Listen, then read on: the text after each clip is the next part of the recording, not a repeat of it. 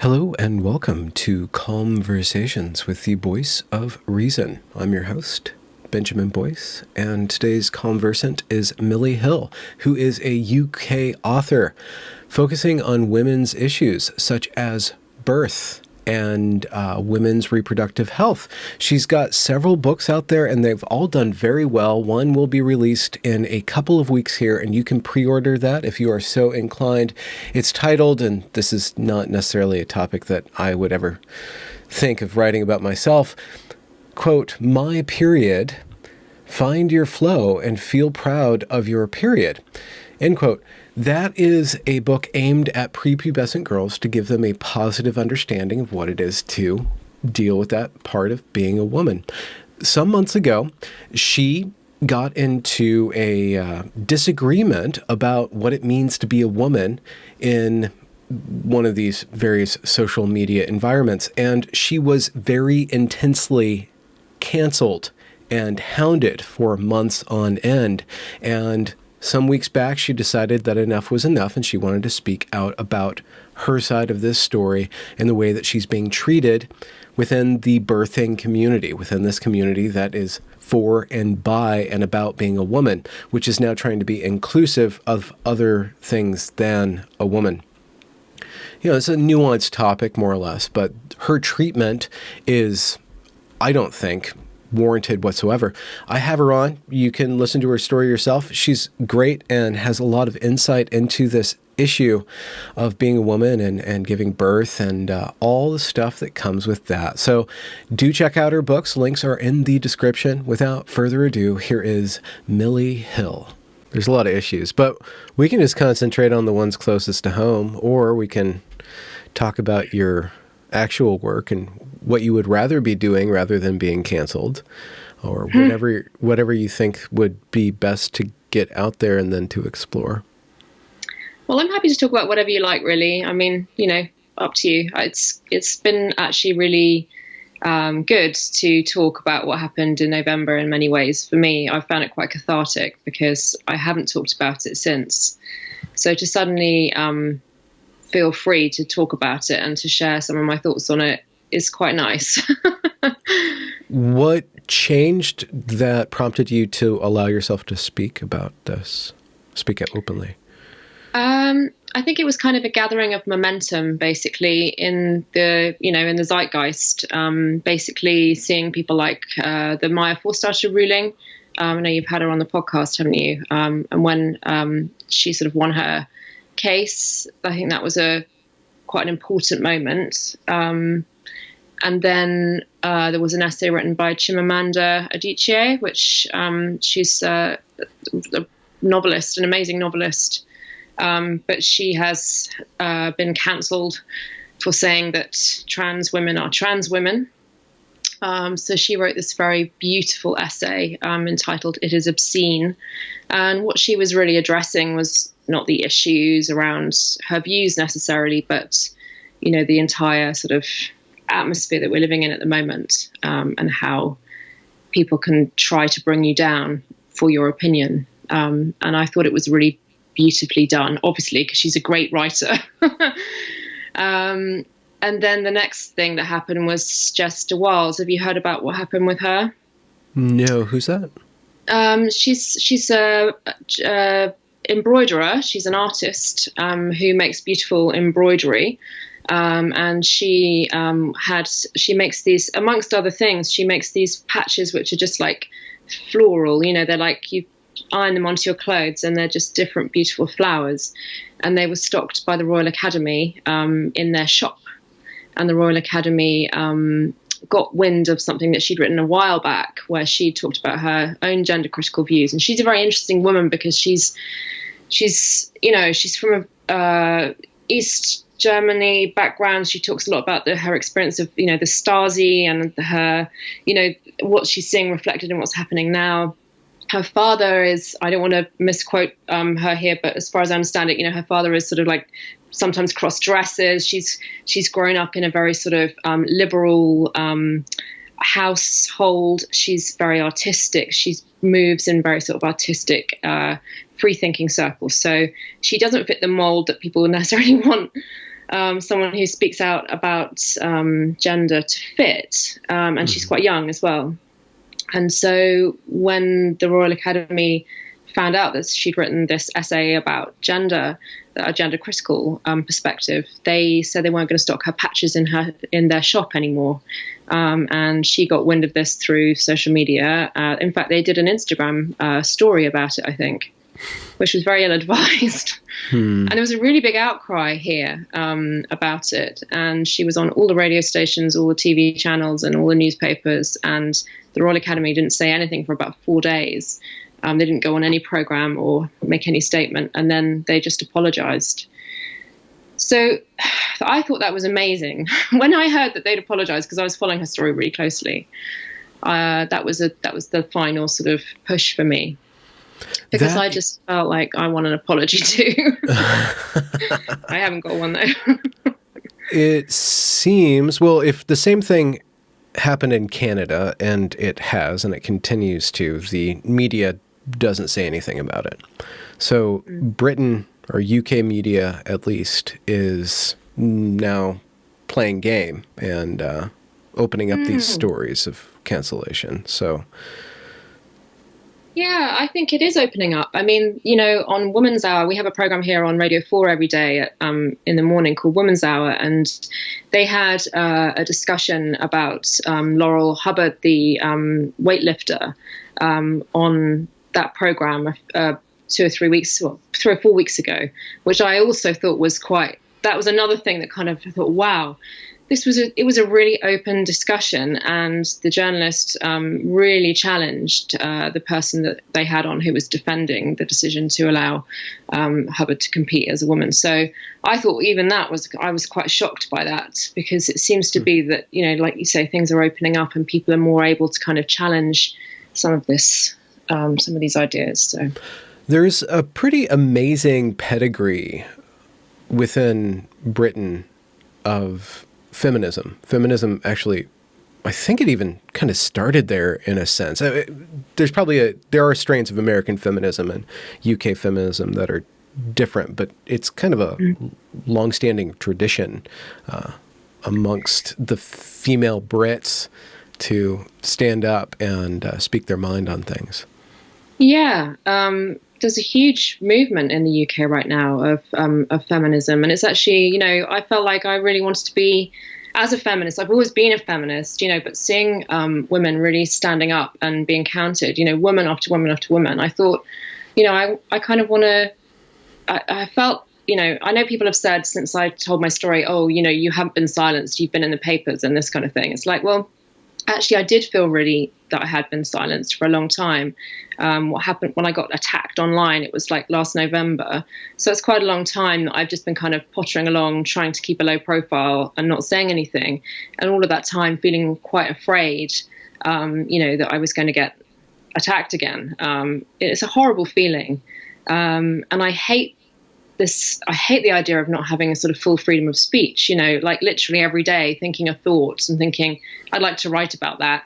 But then thinking, no, I can't really write about that, you know. I'm just, it doesn't feel, you know, it doesn't feel right to be living your life like that. So it's actually quite nice to just open up and say, yeah, I've got stuff I need to say. I read your write-up, and we should at least speak to the audience about what's going on. But the treatment that you received in this Instagram space, at least, and on Facebook too, it's beyond the pale. It's really shocking, even though I've been following this stuff for years now, but I'm always shocked at the how low people will go and how hysteric they will get for the sake of peace or goodness or justice or whatever. They get really, really antisocial and unjust in their behavior. Yeah. Yeah. So, I mean, yeah, I was called literally every name under the sun. And I think one of the things that's important to highlight about what was happening then is that the people who were doing all that attacking were not strangers, complete strangers. These were people from what I call the birth world. So certainly in the UK, you know, I'm very well known in the birth world because I've written 2 books about childbirth. And I've, you know, run an organization for nearly a decade. I know all the doulas, the hypnobirthing teachers. I've been to loads of maternity conferences and met all these people. I don't necessarily think that I've met the people who were saying some of those things about me, but certainly everyone knows who everyone is, kind of thing, even if it's just an online relationship. So it wasn't like sort of weird keyboard warriors, in their mum's spare room who were sending me those messages. These were people who are birth professionals, breastfeeding counselors, doulas, and that kind of stuff, which I think makes it even more shocking because it's meant to be this kind of caring profession where, you're looking after women in labor, and to be sat there writing these kind of really acidic things about another human, even if you disagree with my position, I still think it's horrific that you would try to sort of be, I don't know, it's just so destructive. The paradox of tolerance. People can become incredibly intolerant when they perceive somebody else being intolerant. It's a really interesting, I know that you analyze this a lot in your podcast, but one question that I wonder sometimes is, what is the end goal? If I am got rid of and anybody else who has a view that these people disagree with is got rid of, then what are they trying to move towards? Do they think that there's going to be some kind of utopia at the end of that, where everybody's in harmony and agreement and all the baddies have kind of been slain? I find it very sort of hard to understand what their sort of aim is, really. I don't know whether you've got any thoughts about that. Well, it's centered in language, at least with what you call the birthing world, and women's use of language to describe themselves is being tooled with. It has been tooled with in the halls of academia, and then those ideas have gone into these various different domains in the professional world, among them the medical field, and then also the birthing field, which has come down or manifested through new language codes. We're going to rewrite what we're going to call a woman. A woman's not a woman anymore. A woman's a birthing person, or what we're talking about isn't the female. We're talking about that entity who may be female but is giving birth at that moment, and stuff like that. And so what was your what did you say that was so bad? Well, it was so sort of obscure in a way that some of your listeners probably won't even understand what I was talking about, because I was talking about something called obstetric violence. Obstetric violence, my second book, which is all about why birth is a feminist issue, a lot of it is about obstetric violence, basically. Obstetric violence is a posh word for bad stuff that happens to women when they're having their babies. It sounds like it's an obstetrician wielding an axe or something, which is why it's a bit of a stupid, one could argue it's not the most helpful term, but it is the term that's been chosen, and that's the words that are used to describe any kind of disrespect, unkindness, lack of consent, lack of respect for body boundaries, all of these things that happen every single day to women when they're having their babies.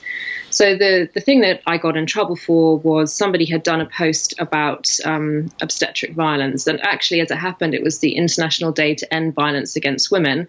They hadn't done the post on that day, but that was what the day was. And someone had, obviously, perhaps because it was the International Day to End Violence Against Women, someone had seen this post, and they tagged me in a comment on the post saying, "Oh, look at this."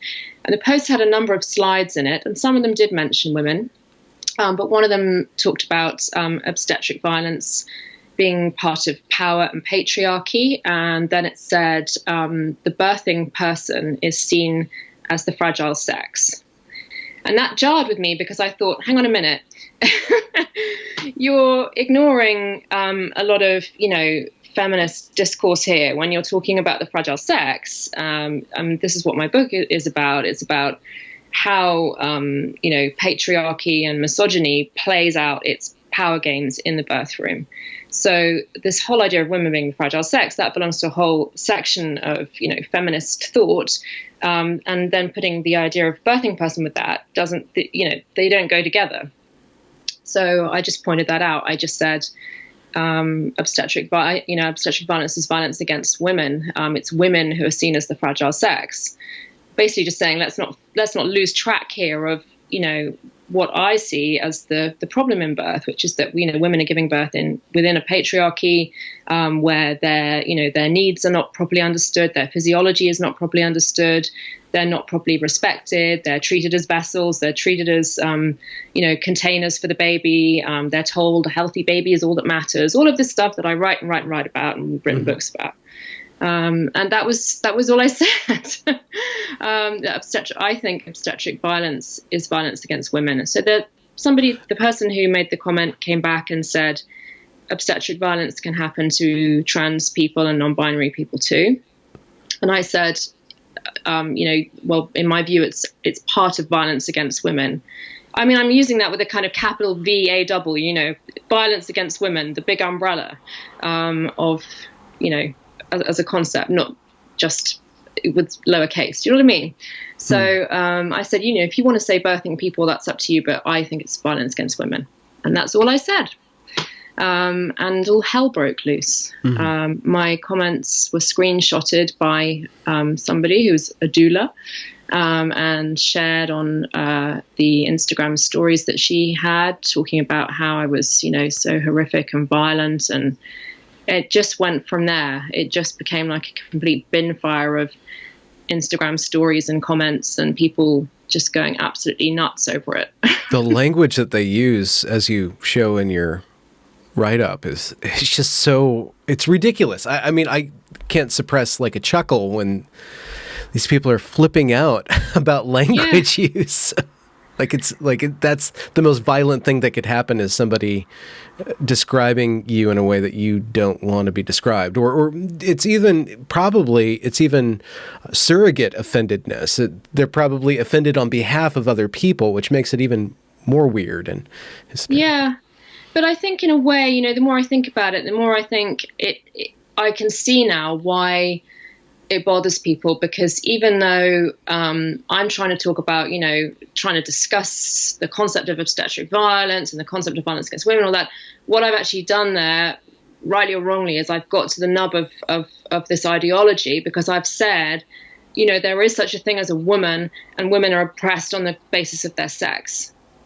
And you're not allowed to have that view. That's the view that people are trying to stop you from having. So in the birth world, everyone has to say women and birthing people all the time. And that then gets shortened quite often to birthing people. But if you say women and birthing people, which has almost become like another mantra that you have to, if you say just women now, you stick out. If you're talking about, if you're posting on social media, or you're an organization that's supporting breastfeeding people or whatever, whatever you're doing, anything to do with birth and breastfeeding, you have to use this phrase, and birthing people. Well, if you do that, you're, without necessarily even realizing it, you're admitting that there are two different types of person that can give birth. There's a woman and there's a birthing person. So you are undermining the definition, as everybody understands it, of the word woman. You're saying some kind of person other than a woman can give birth, a birthing person. That birthing person isn't a woman. So you've taken the definition of woman, of adult human female, a female person with female physiology and female biology, and you've said they give birth, and another kind of person gives birth as well. So I think that there's the pressure on people like me to change their language in that way is actually quite clever, because it's all dressed up as inclusivity, and it's everybody, and to begin with that's how it seems. But actually, when you unpick it, you realize that the ideology is kind of being put into your mouth without you necessarily noticing.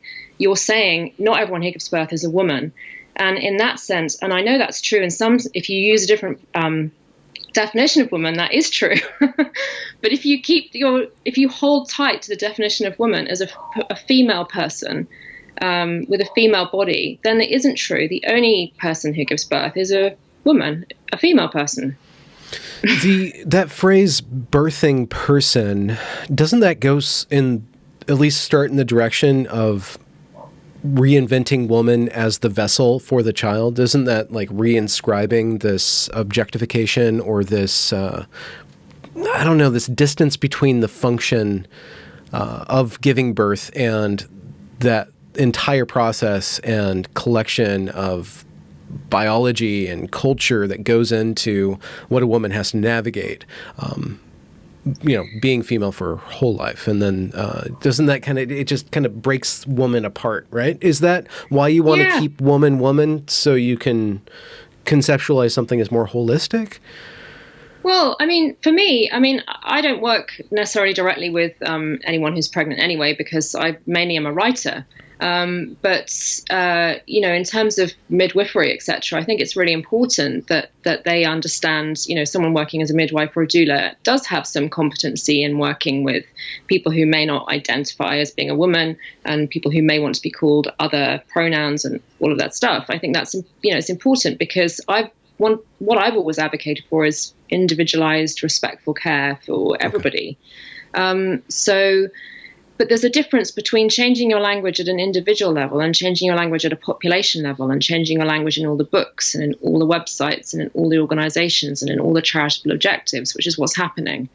If you change it for the person who's sitting in front of you out of kindness and respect for how they want to live their life and their choices, I absolutely support that. And I know not everybody does, but I do. But if you change it on a grand scale, then you do change the definition of woman. And maybe that's going to happen, but I don't think it should happen without discussion. And unfortunately, discussion isn't allowed. If you try and discuss it, you get very quickly shut down. Yeah. Well, what do you think is the impact, or what would be the impact, if you have imagined this, or you can imagine this on the spot, of just throwing away the idea of woman and instituting this birthing person who may or may not identify as a woman? What would the fallout and the consequences of that be? Well, I think a lot of women find that offensive. So, you're being inclusive to one group of people, but you're excluding large numbers of people who like being called women, who maybe are proud to be women, who maybe find, without being sort of biologically essential about it. Some women, especially women working in birth, for example, are really interested in female physiology and how cool it is, and how how powerful we are for what we can do with our bodies. So if you take away that name, I think you're just alienating a whole bunch of people who are actually really thrilled to be female and to be a woman. And you also take away the language with which we need to talk about what we need. So I had a really good example lined up for you that happened really recently, literally a week before I wrote my blog. So I'm just going to click away from me for a sec. So basically, I did a post on my Positive Birth Movement Instagram, where I showed a picture of it wasn't my video, someone else had made it, and I regrammed it, and it shows a picture of a very conventional birth room. And I know in America, it's even more like this, highly technologized, highly medicalized. And then it's like a montage kind of thing. And it has lots of other pictures of really nice, dimly lit bathrooms with pools and, sofas and cushions and low lighting and everything. Mm-hmm. So I just captioned it. What do we want? Bathrooms with female physiology in mind. When do we want it? Now. #oxytocin, because that's the hormone that you need to make when you have a baby, and you can't give birth without it. And sure enough, within not very long, someone had commented, but how blah, blah, blah, how about bathrooms built with the birthing person's physiology in mind? Just a thought.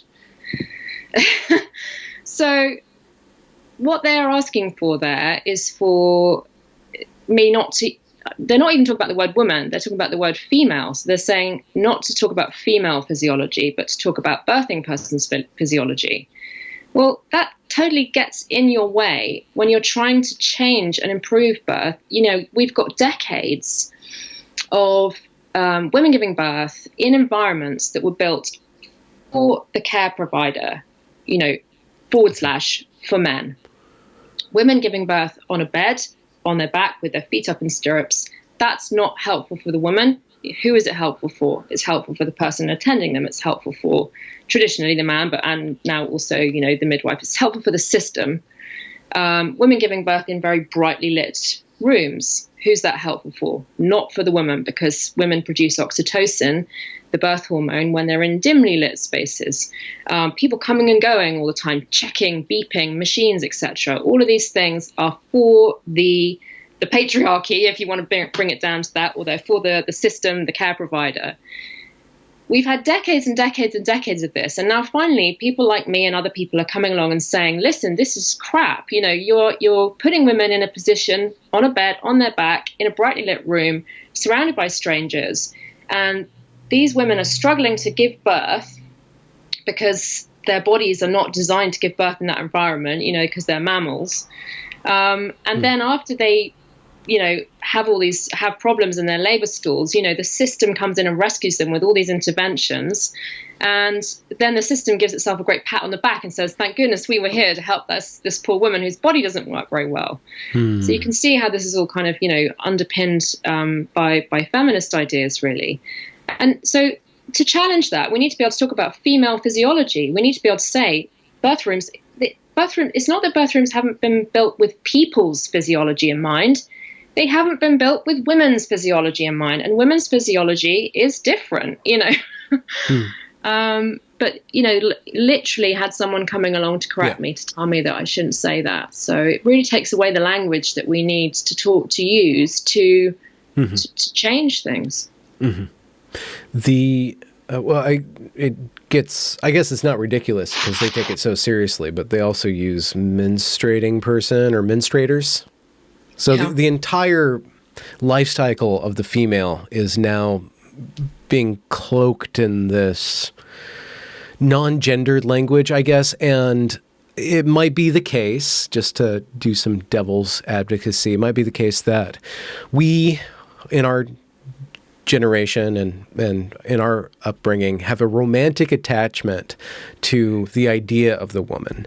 And there's nothing really lost if we kind of disassemble all those different crusty patriarchal power structures that are built into gender, right? If we're going to go against the patriarchy, we might as well do it linguistically and culturally as well as physiologically, and just conceptualizing from the ground up what people are doing and what they are by what they do. They're menstruators. I guess a man would be an ejaculator, but you don't really hear that often.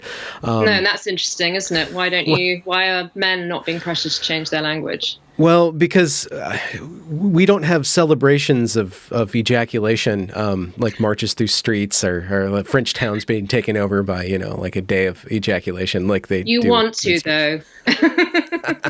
The consequences for that are beyond what any of us want to deal with.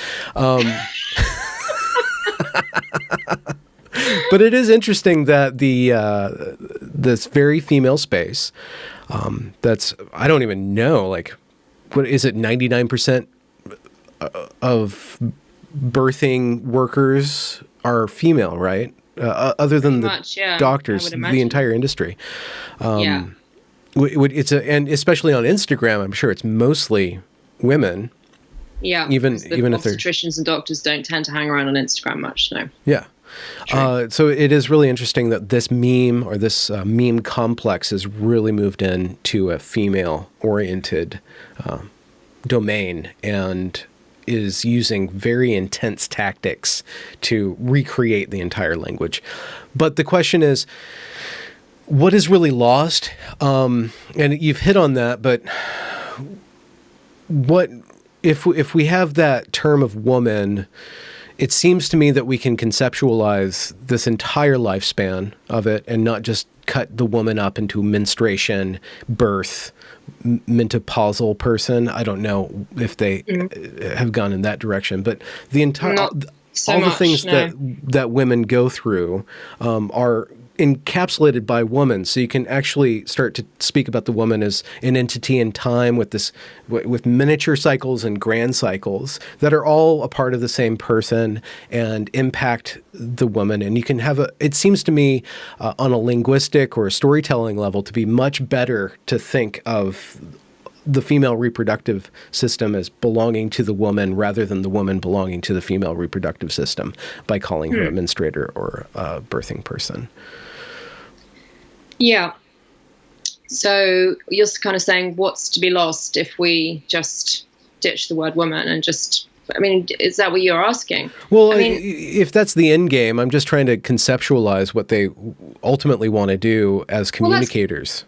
I mean, the thing is, I guess that's what I'm trying to say with my last point. This has already happened. You know, we haven't spoken about women's bodies and women's unique biological experiences and women's physiology enough.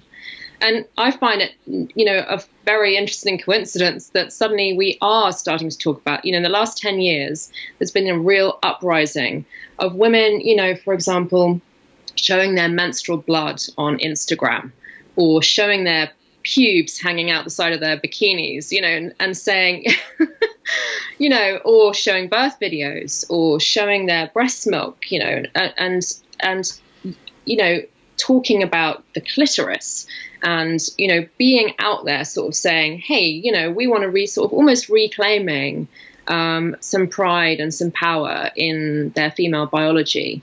And because we've had decades and decades and centuries where man was what a person was, you know, mankind, you know, was the default. And also, you know, it was incredibly taboo for women to discuss their biological lives, you know, and the functions of their bodies. And there was so much shame attached to them and so much almost disgust. And all of that comes with women, even modern women like me. You know, every time we look in the mirror naked, every time we give birth, every time we have a period or whatever, we still have some of that negativity around our bodies. Most women will describe that. So we're finally just beginning to tip that balance into saying, no, we want to talk about our bodies. We want to show you what our bodies do. We want to be, you know, we might still hate getting our periods, but we want to show you what it looks like. We don't want to see blue blood on the tampon adverts. All of that stuff was happening. And now suddenly, bam, we can't talk about those things anymore because they are, you know, I mean, literally someone has told me my website is just about me and my books. And I've had someone on Twitter tell me that my website is transphobic. I mean, how? It's like, when they said that, I thought, well, like, my existence is transphobic then, because I'm just a woman who writes about birth, breastfeeding, motherhood, periods. I can't escape from the potential of being transphobic just through my very existence, really. So, yeah. So no, I don't think that makes sense why they would want to end your existence, at least communicatively. Yeah, I guess, yeah. And, you know, so there does seem to be so much misogyny embedded in all of this, doesn't there? Well, you know, the only, I have to push back against that because it's especially in this domain, it's women who are enforcing this. I mean, in other domains, you have you have some very intense males who identify as women who are doing a lot of very misogynistic things, such as taking over women's sports and taking over women's spaces. But this is a very specifically woman's space. Women being mean to other women or women controlling other women, I don't think that that's properly construed as misogynistic classically, unless you redevelop or expand the term to not really mean men against women, but women against women. It might be some sort of misogyny, but it's a different type. I think it's a different type than coming from a male. Yeah, I mean, sometimes people jokingly talk about handmaidens, don't they? And they say, you know, this is, you know, they are women, but they are doing the work of the patriarchy nevertheless. Whether or not they realize it, I don't know. But I think, you know, if you're bringing down another woman, you know, I'm not trying to like sort of make myself sound like some kind of saint or martyr or anything. But, you know, I've spent 10 years trying to improve birth for women. You know, I've run an organization which made very little money, but was just done through passion and through not wanting to see women come to the other side of birth traumatized, which they do in their droves. And I'm not a bad person, so you think what would be motivating a group of women to want to sort of really, really annihilate and destroy a person like me who, has tried really hard to do positive things in the world and to improve other women's lives. Is there something going on there? I mean, is there something in women's nature that makes them sort of inherently just unkind and, disposed towards tearing each other down? Or is that just something that we've learned how to do in order to kind of like distract ourselves and stop our own progress so that men can carry on, not being called ejaculators? I don't know.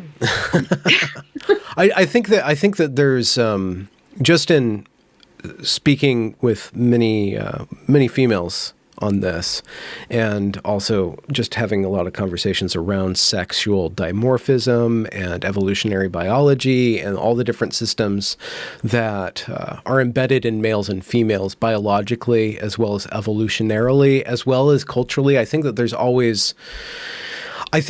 a problem with there's a tendency with certain words to do more work than they should, such as misogyny and patriarchy. If you're not really careful in defining them, they're just cudgels and they're covering up a lot of really interesting material. So I think just studying why do women police other women, why is there just the trope of the mean girl, and the way that women police other women in order to get to control their resources of access to males or whatever. Just saying that it's misogyny and patriarchy is like, well, what was really going on in there? I think that's why I just bring it up, not to argue or anything, but no, that's fair enough. And I think, another thing that is going on is actually, people trying to do the right thing. I think many people have been, have made the connection or been given the connection between what's happening now and, gay rights and the whole idea of being on the wrong side of history. Nobody wants to be that person who is, fighting against another person's rights, to be accepted. Yeah. And the birth world is also full of people who are very kind, people who want to do the right thing and who motivated want to help. By care and empathy and sympathy and passionate for those things. Yeah, so they are no doubt thinking, well, this is the right thing to do because all I have to do is just say I'm birthing people after women, and that's all that is really required. And why would you not do that? But because you're hateful, obviously. Yeah, obviously. So there's what we're talking about now with the way in which language is being policed, the way that you were treated, which is just it's awful, but it's just ridiculously awful. It's a parody of awfulness for some reason. But there's also your actual work and everything that you've developed and researched and where you're going next with, I read that you were writing a book about menstruation for young girls. So you are still invested in carrying the topic forward of women's lives. Yeah. Well, that book is actually done and it's coming out in like 3 weeks' time. So I'm not working on any book at the moment, and I'm very much kind of like, they say a fisherman is still a fisherman when they're mending their nets. So I'm kind of mending my nets at the moment and just sort of seeing how this all shakes down and thinking about what to do next. But I have to be honest, a big part of me, especially for the past sort of 6 months to a year, has felt like I don't want to be in this world anymore. Not the whole world, obviously. don't panic. I mean, in the world of, women's bodies. I've been thinking about writing fiction or doing something completely different, Really? Like buying an ice cream van and, driving around, something just totally different, because I just think it is unbelievable at the moment in, like, for example, in the past couple of weeks, since I told my story, I've had this massive outpouring of support. I've had J.K. Rowling tweeting about me. I've had every single feminist I admire getting in touch with me and supporting me. I've had, my Twitter following going up by about 10,000 people. I've had thousands of emails, messages of all these amazing people supporting me. And that has been amazing. But way back in the birth world, they're still all fighting about me. And there's all these posts still being made about what a terrible person I am. And, you know, it's just like, I just feel like, well, I just really kind of hang up my hat there, really, and just say, well, I can't write. It's difficult to know what I can write about in terms of women's bodies without this issue following me, because if you don't conform in the world of sort of birth, breastfeeding, maternity periods, etc., and you don't use the right language, then I don't think it's possible to keep going, really. It's huge. It's like, well, they call it capture, don't they? I mean, it's just everybody is doing it, and if you don't do it, then you stick out like a sore thumb. Well, there's still women out there that need to understand what it is to be a woman. There's still, like, with regards to developing women in this day and age, being given the non-binary and the ability to change how they identify. There's a number of young girls who are identifying out of womanhood because they don't want to deal with being a woman, and not just, let's just take, just for this example, let's take misogyny and sexual harassment off the table just for now, and just the fact of having to bleed every month, the fact of the body development, the growth development. And so there's a lot of information that could do a lot of good for women to make peace and to embrace this wonderful, terrible journey that they're thrust upon. Well, that's why I was, really, really excited to do this book that I've done for preteen girls, because, I think, I did this workshop a few years ago with this amazing Australian woman called Jane Hardwick Collins. And, it was all about, she got used to sort of think about your first period and also think about, the stories that your mum told you, your grandmother told you, like, what had you heard about birth? What had you heard about periods? And how was your first period? And how did you feel about it? And we did all this stuff together. And it was so fascinating because she then talked about, she then got you to think about how did you feel when you got pregnant, as an adult? How did you feel about giving birth?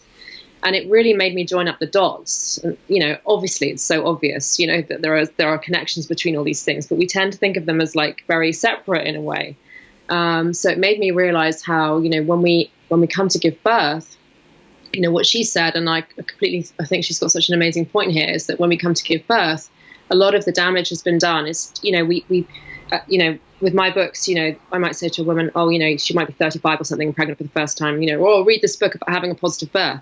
But she's already got like 20 years or more of negative, potentially. I'm not saying every woman, but a lot of women have a lot of negative feelings around the functions of their body, and, their own mammalian kind of properties, and how, how they feel about how their bodies look, and all of these things come with you into the birth room. And they run really, really deep. So I think writing a book that's coming in early for sort of a 9 or a 10-year-old girl and saying, hey, your body's really cool. It does all these really cool things. And, it's not sugaring the pill. It's not saying, oh, it's always amazing, but it's saying, let's flip this and reframe it and kind of try and think about why is this interesting? Why is it good to be a girl? But, I even asked that question on Twitter once, what's good about being a woman? And God blimey, it was like, what a can of worms, it's just. What did you get? What did you get in response? Just people, some people even messaging me privately, I think, to say, I'd like to answer your question, but I'm worried to answer it. Because, it's because then you have to ask, what does it mean to be a woman? And then you get into this difficult territory again. Yeah. Well, it just goes back to the fact that this new language regime is actually anti-communication. It's a new regime of communication that stops people from speaking. And I don't, and like I mentioned, distancing the woman from her menstruation, from her birth and her menopause is already doing harm and conceptualizing a holistic version of like psychologically integrating all of the difficulties and the miracles of that entire process. It's already chopping up a woman, but also this regime is stopping women from speaking about being a woman, which is the only thing that will make this better. Being a woman, not the only thing, but I can see that more and more communication about women, by women, for women will do a lot to alleviate some of the stress and negativity of being a woman, by women. Yeah, I mean, maybe that is why I'm in the firing line, because that's kind of been a big part of my sort of public identity for the past nearly 10 years has been about reframing what it means to be a woman. I have been, my first book is called The Positive Birth Book, and the organization that I've been running is called the Positive Birth Movement. And all the stuff I've been doing has been saying, why are we just saying, oh, yeah, birth's going to be really awful. We're going to be really traumatized. It's going to be really crap. We just have to get through it. We just have to lie back and think of England kind of thing. Why are we accepting, this idea that we just sort of suffer it and then it's over and then we try to forget it? Okay.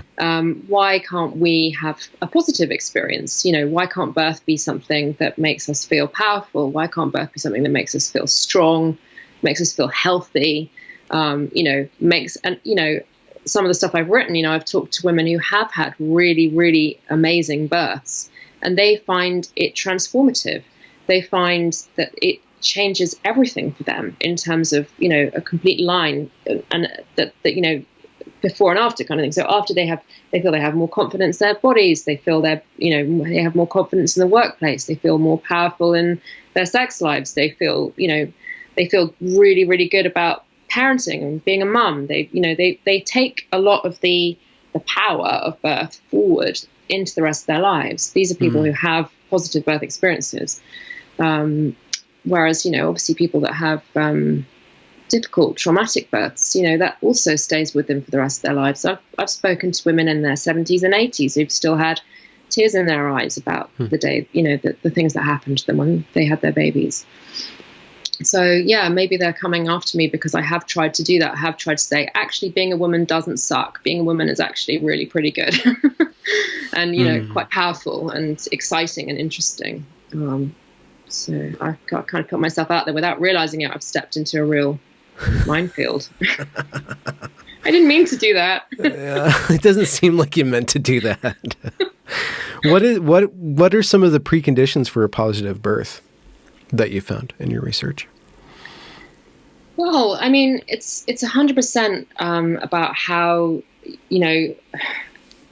it's one of the preconditions of positive birth. That's a really good question. I think it's about how you feel going into it. So one thing that happens to women is they're told, oh, it's just pot luck. it's like you get what you get. So there's no point doing any preparation, just turn up and, just go with the flow. And I think my message has always been, to, do some homework, do some preparation. Don't be afraid to put yourself at the center of the experience. I think some people feel, oh, that's really selfish if I say, I want this and I want that. People have even used the phrases like birthzilla and, birth diva and that kind of thing. But, why not? It's really, really important that you have the best possible chance of having a positive experience. So putting yourself forward and saying, this is how I'd like things to be, taking charge, knowing that you have choices, being at the center of decision making is really important. And a lot of women don't realize that they have a voice in the birth room. It's very, it's very infantilizing even now, even in the 21st century, even when we have, other areas of our lives where we wouldn't dream of being told what to do or infantilized in this way. As soon as we're pregnant, it seems like it's okay for someone else to take charge of everything, not really properly inform you about the decisions, not really properly have your consent for what's happening, and just kind of like, treat you as a sort of side product of what's going on. Okay. So all of these things are what makes birth positive, and it isn't about having a home birth or a water birth or a natural birth, although many women do want that, and many women who do want that are not currently getting it because medicalization is constantly going up and up and up. But even in cesarean birth, there are lots of things. there is an expression which probably isn't allowed anymore called woman-centered cesarean. So it's probably called, or mother-centered cesarean, which probably also isn't allowed anymore. But, thinking about what does the woman want in a situation, what's going to be nice for her. Again, what's helpful for the clinicians, but what's helpful for her, music playing, having skin to skin straight away after the baby's born, all of those kinds of things. All of that stuff, really, just women knowing that they have rights, choices, options, and being at the center of the decision making, being the most powerful person in the room. That's positive birth. And with your new book, what's your forthcoming book called? It's called My Period. That's all. My Period. Find your flow and be proud of your period, I think it's called. Yeah. Is that taking the kind of the same stance on giving women cognitive control over their bodies, like some sort of understanding and overstanding of what's going on? And does that kind of, you kind of intimated that would lead up to positive birth because it's the woman is over her body in some state. What's the attitude that you're trying to imbue into young girls? Well, I think it's just that your body is amazing, and also that you can listen to your body, and when you get taught about periods at school. I mean, and I don't know if you ever were in any of those lessons, but I was. We had ejaculation club in. I don't want to know, but anyway, they tend to be very sort of clinical, like. Well, you bleed once a month. This is what you can use. This is a pad. This is a tampon. Off you go, kind of thing. So it's not a very holistic view of periods. Periods are just part of a menstrual cycle, and it took me until I was definitely in my 30s, I think, until I really understood, or maybe my late 20s, that I had a whole cycle rather than just a period. So, and it's really interesting if you start to tune into your cycle, to think about ways that you can make it work for you. So, for example, I didn't know that you could tell when you were ovulating. Nobody ever told me that. And you tend to get given that information sometimes if you're trying to conceive or struggling to conceive. But it's all around reproduction. There's a big knowledge gap. About ovulation in terms of, well, what else does it do? Why else is it important to know about it? Not just for getting pregnant. It's really useful to know that you have this cycle, and that to learn about your own body. Your period and your menstrual cycle can be a really good indicator of your overall health. So you can tune into it that way. You can work out, well, this is the day every month when I always feel really shit, and so therefore I'm going to make sure that I've got stuff in place for that day where I take care of myself. Not making huge decisions on that day or something. Exactly. It's like, when you realize, at 11, like for me at 11 a.m. every day, I should never make a decision or get in a state about anything because I need something to eat. So it's that sort of, and it took me quite a long time as an adult before I realized that, and I'm sure I had quite a lot of hissy fits in my 20s where probably if someone had just given me a sandwich, I would have calmed straight down. But so it's about it's just learning about yourself, isn't it? And learning about your body can be really helpful in so many ways. So. Yeah, I was speaking with a close colleague of mine, Sasha Ayad, who's a licensed professional counselor. She deals a lot with gender questioning youth. But we just have this friendship. We talk a lot, and she was just talking about how nobody really talks about the menstrual cycle and how powerful it is over cognition, how she'll look at the world completely differently depending on where she is in her journal or her journey. And she didn't really recognize that until somebody gave her like a period journal or something like that, or something like a menstrual. And then she just started seeing these patterns of herself. And then she started being able to manage herself better. Yeah, absolutely. And that's in my period book for 10-year-olds as well. There's a little chart. So you fill it in every day and you chart yourself, your feelings and your flow and all of that through the month. And I think, even it's great to do things like that because, it's good to have insight into yourself, even if, it takes a while. It's not necessarily always black and white and straightforward, like on this day, I feel great. But still, it's about tuning in and saying my body is part of me and it affects who I am. And I also think, as you know only too well, that young girls need positive messages about their bodies right now. Mm-hmm. They need to be told, they need an injection of positivity around what it is to be a girl, and, mm-hmm. and to feel, that whole idea of reframing, what's good about this? What is good about having a period? What is interesting about being a girl, and what is different about it, and what is special about it? And, again, not to kind of like try and whitewash it and make it out to be this, rosy trip down, a flowery meadow. But, there's got to be something good about it. In the way as well. Yeah. Well, I just... Giving birth as well. Giving birth is really hard, and it really hurts. But I've heard. It's also one of the most incredible things that you'll ever do. So, it's okay to reclaim some of that and say, there are positive things about this. This is a cool thing that I can do. And, women can do it, men can't. Yeah.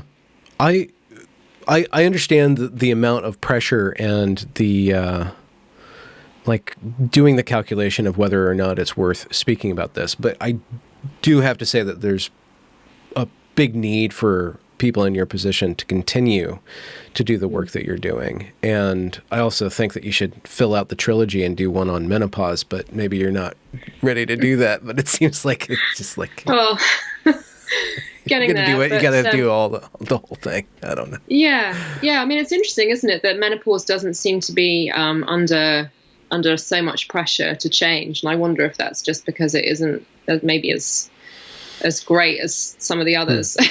Well, the woke haven't aged into that domain yet. So once they get up there, if they're still woke, I'm sure that they'll start to try to change the language around it.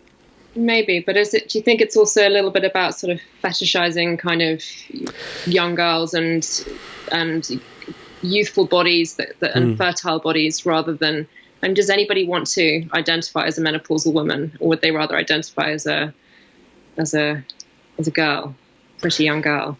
That question is really big, and I think a lot of exploration can go into the way that our society favors youth and lifts that up to the detriment of actually grokking the elderly and that process of life. And at least in America, we kind of shove that into these homes and get it away from us, and we don't really think about it until it's upon us. True. Well, yeah, I mean, I'm not saying I'm going to disappear, but I'm just saying I think that I have felt like disappearing, and that I do sometimes wonder where my line through this is, and I'm still figuring that out, really. Do you have any midnight musings on a new possibility? Or you said something about fiction. Well, yeah, I mean, I've actually been doing a course in historical fiction.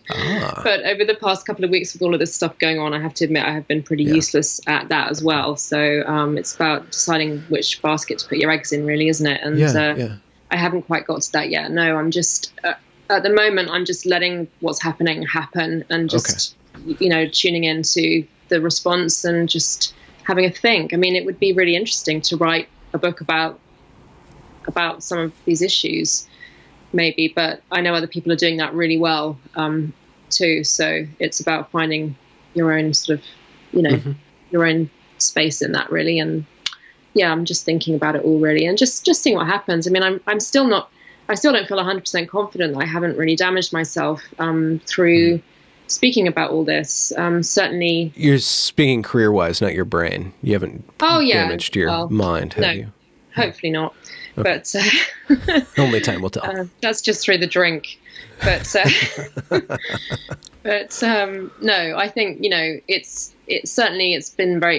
have been a lot of people I think it would be very difficult if there wasn't a pandemic on and there were sort of conferences at the moment that were about birth. I think people would find it hard to put me on the platform at the moment. So like I said, outside of the birth world, I've had a lot of support. Within the birth world, my name is pretty much mud. So is that going to have an impact on things like my book sales? Quite possibly. But I'm kind of at peace with that now, because I feel like it's more important to be truthful about what's happening. And I also think it's just really important to talk about this, the language and the bullying that's gone on, towards not just me, but obviously loads of other women. And, you know, to say, well, I want to talk about this. You know, I want there to be a conversation about this. I don't necessarily want everyone to agree with me, but I don't think it should be a situation where anyone who has an alternative perspective isn't allowed to ask questions and get silenced. Mm-hmm. You know, I got told off for, in the past, I asked a question about the term assigned at birth. Well, you know, that's something that, you know, is part of my world. It's like, well, it never in my experience have I understood that that's the way, you know, people find out about their baby's sex. You know, they find out about their baby's sex during prenatal tests and scans, not at birth. So it's not factual from that point of view. Oh, okay. And it's, you know, it's not assigned either. It's observed. So yeah, it's not assigned linguistically implies something that's given to you from somebody external rather than something that's innate. So I think there's things like that we need to, you know, people who are working in this field need to be able to have conversations about it, you know, and, you know, just ask, well, who chose this terminology and why? And if in the end it turns out that my view is, you know, discredited, and then that's kind of okay, because I think that's part of how we progress, isn't it? By discussing things and listening to each other and not shutting each other down. Yeah, in certain more radical circles, they use coercively assigned X or Y at birth. So it goes even further. Say it again, coercively assigned. Yeah. They didn't want to be, they didn't choose to be the sex that the world has put upon them. So they were coercively assigned this sex, and, you know, they go even further with that. Wow, coercively. That's really an interesting choice of words, isn't it? Gosh. Okay. Yeah. But the thing is, it's just, it is really fascinating that this way of control, the language itself, and then the way that the language is being rolled out is doing so much harm to discourse and so much harm to being able to think clearly and to speak openly about a very pressing issue that is the plot of 50% of humanity, you know, just the fact of being a female. And while I'm in no ways glad that you have been pummeled or all your difficulties that you go through, I'm not happy for that, but I'm glad that you have stood your ground and are speaking out. And every person who does speak out, it just pushes just a tiny bit other people to start speaking out too. And like, you know, there's much more people in the DMs agreeing with you than there are people in the timelines trying to destroy you. We just need to somehow flip that. Yeah. That is 100% why I decided to speak out, because I felt the power of these other voices that came before me, you know, giving me confidence and you know, propelling me forwards. And I wanted to be one of those people for somebody else. And it's, you know, it's a shame that people still feel like they can only support me privately. You know, there's been quite a few, you know, people from the birth world who've said, well, I can't support you publicly. You know, but weirdly, there's this group on social media that's full of people who work in birth who are all, you know, fairly gender critical. It's a secret group, and, you know, it's quite big. There's loads of people in there. So the joke in that group is that eventually everyone will be in the group, and like the rest of the world will be emptied out of. And it's still be a secret. Like, don't tell anyone we're all in this group. So how can people support you? Really? Then? Yeah, well, buy my books and tell other people about my books. And, you know, that's, for me, writing is what I love to do and what I'm most proud of. So, yeah, just send me nice messages. I have appreciated every single one of the nice messages that I got, because, you know, when I was being piled on in November, it was really hard. And for a long time, I was really tearful a lot of the time. And, you know, it really dragged me down. It's not been the easiest of years for everybody anyway, has it, with this pandemic. And, when you have something like that happen as well, and, like I've said to people, when you're in the middle of a situation like that, it seems so dystopian that you don't actually know what's going to happen next. So although now with hindsight, I can see, okay, so it blew up, it lasted a few weeks, and then it calmed down again. At the time when it's blowing up, you just don't know what's going to happen next. And I was really frightened that I was going to get calls from people like publishers, or, things were going to get worse, and as it happened, they didn't get worse, but at the time you don't know that, so it's quite traumatic. So all of that and all that sort of upset, it's very healing to now have so many people coming to me, people who are total strangers, just emailing me the most lovely, lovely emails and messages on Twitter and stuff. And just, I've literally hardly had any horrible messages at all. I know everyone says women who speak out get attacked, but I had one stupid guy send me this silly little thing saying, die or whatever, but I wouldn't describe it as a death threat. It was just one silly comment. It didn't make me feel threatened.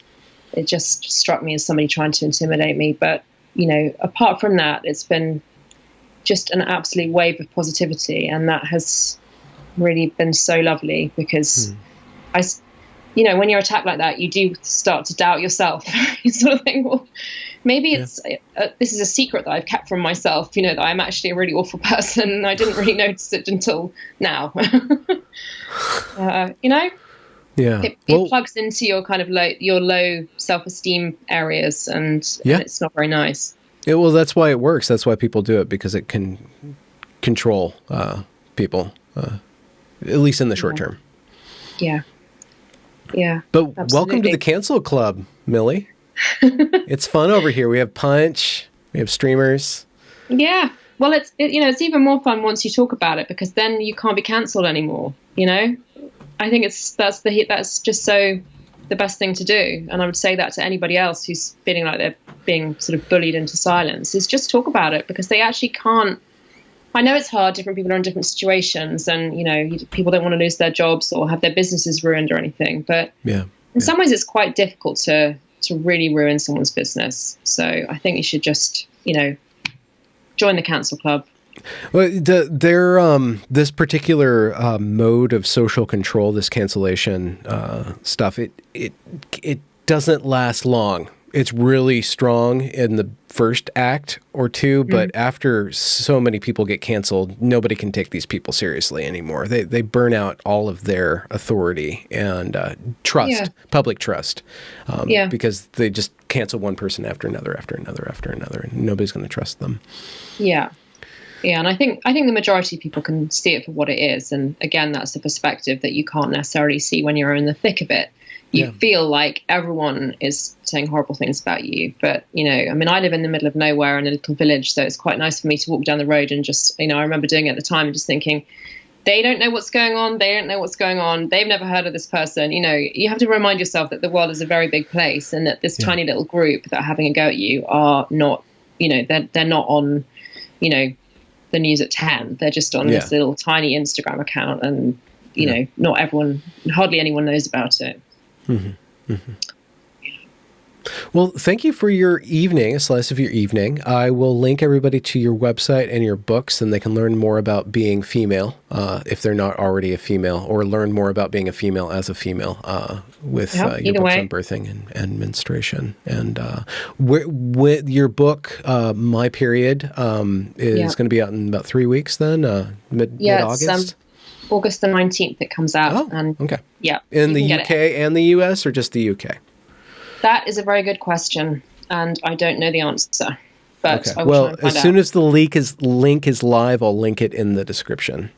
That's really kind of you. Thank you. Yeah, you can get it from any bookshop, hopefully. Should be fairly widespread. So, yeah. And if anyone's listening to this and they're interested in feminism, then, don't feel like you have to be pregnant to read my second book, Give Birth Like a Feminist. That I really would love it if more people read that, who, it's not just a pregnancy book. It's a book that everyone should read, anyone who cares about women and bodily autonomy and feminism. And, you know, I just really feel like birth is an overlooked feminist issue. There's so many women coming through to the other side of birth feeling quite damaged by that experience, and we're all just accepting it. Many of us are just sort of thinking, oh, that's just what birth is like. So that book is an important book, I think, to sort of challenge that and say, can this be different? Can this be better? Shouldn't this be better for women? Yeah. Congratulations for reaching the end of the discussion. If you enjoyed it, do be sure to leave a review or a comment or a thumbs up or whatever you need to do to show that glorious algorithm that this is some good stuff. And do be sure to go and check that back catalog, as it is brimming full of fantastic conversations. Links to provide monetary support are down there in the description as well. Have a good night.